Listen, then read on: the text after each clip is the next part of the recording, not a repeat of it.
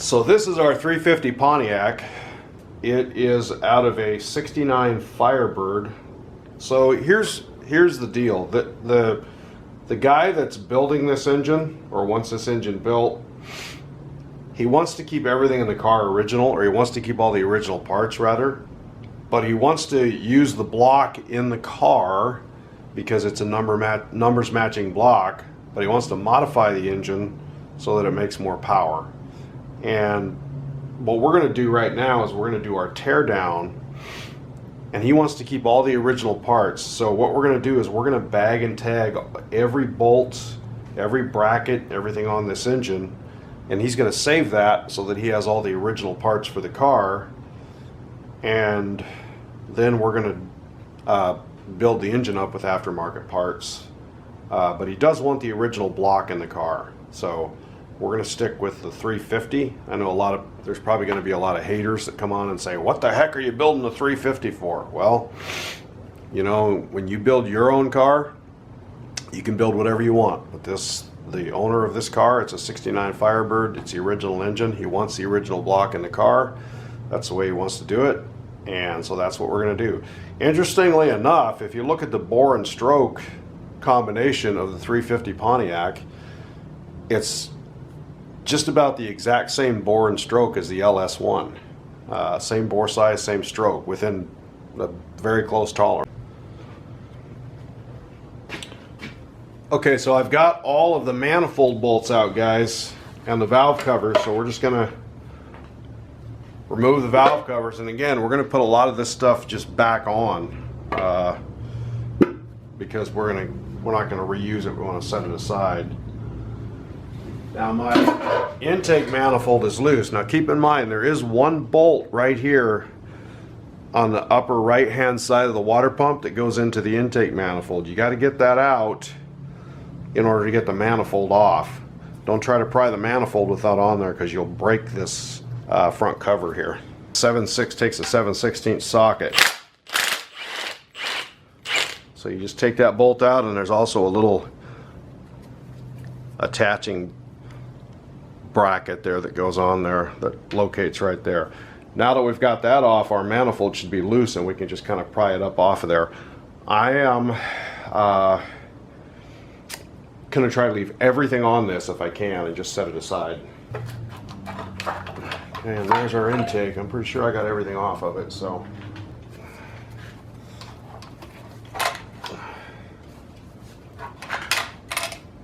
And we'll set it aside. There's a PCV valve in here, but we'll just leave that in here. We also have a valley pan. There's a couple of bolts that go in the valley pan, and then also the distributor. There's one bolt holding that distributor in. We'll get that off, and then we can look at our lifter valley. Here's our distributor hold down. And then of course the distributor in the back of the engine here. This is an old points distributor.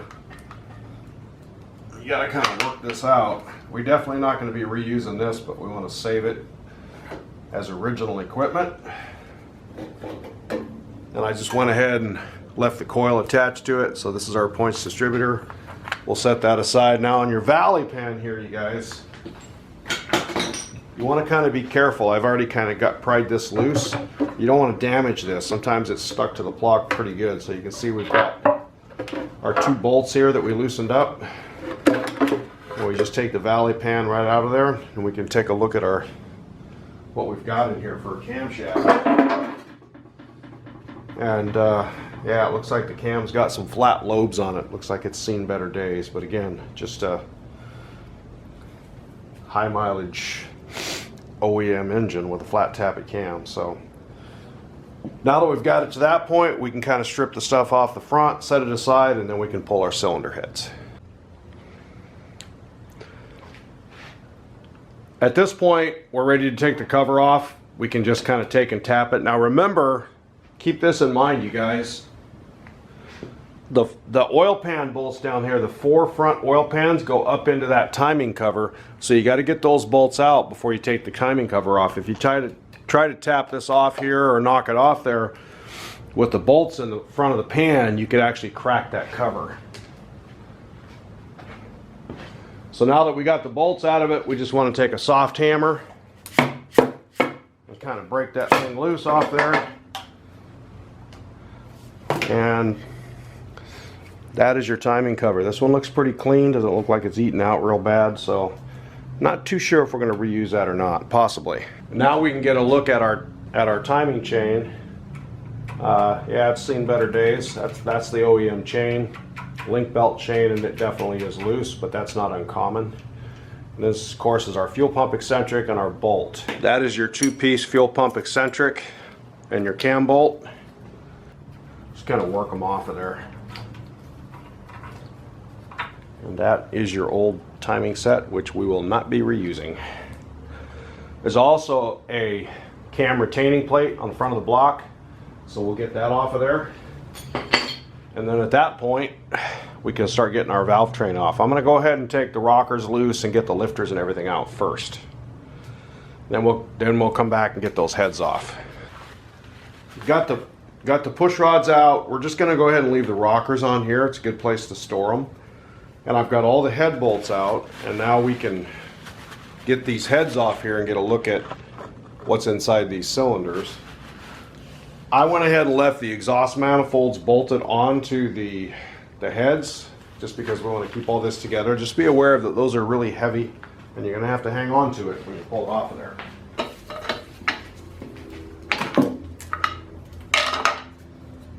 Keep in mind, these are heavy. So there's our cylinder head. Head gasket. Yeah, boy, this engine's got some miles on it. Don't see anything catastrophically wrong though, so looks like it was burning a little rich, but that's not unusual for something this old.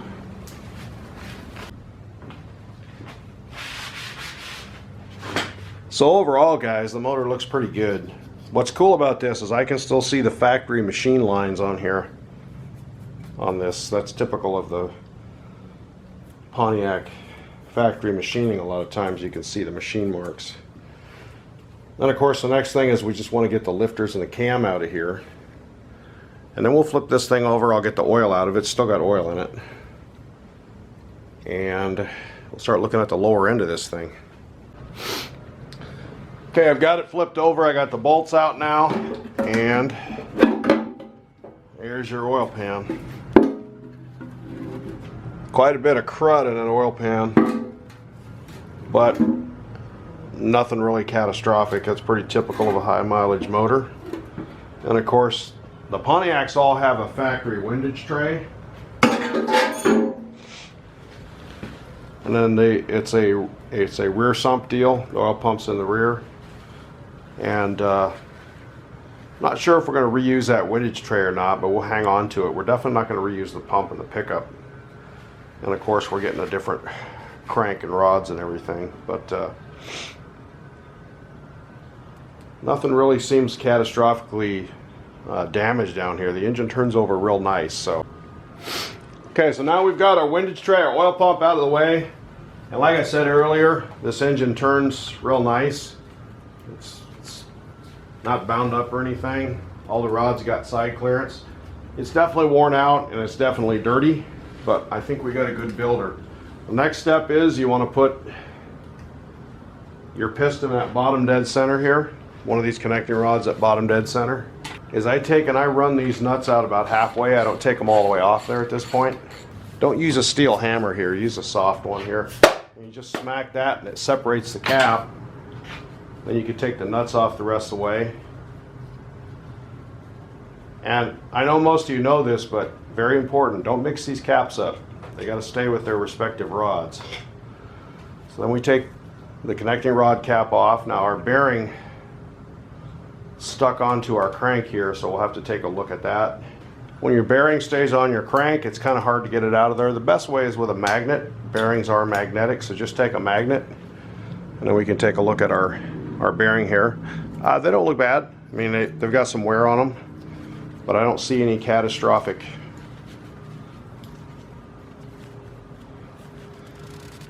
issues.